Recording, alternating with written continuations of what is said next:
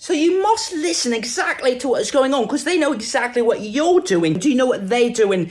Because basically it's like a manipulation of a condensation, of a triculation, a metastasization, almost a cancer growing on your inner lobe. Oh, you don't know, but they do know. The inside your head, the in the brain, on the train, in the rain. So it's like they don't know exactly, but they do know because it's a conspiracy of big tech, big corporation, big Tinder. They want to swipe right on your personal information, on your conspiracies about QAnon, Antifa, Democratic Republic, Libertarian, but that's exactly what you must know about oat milk.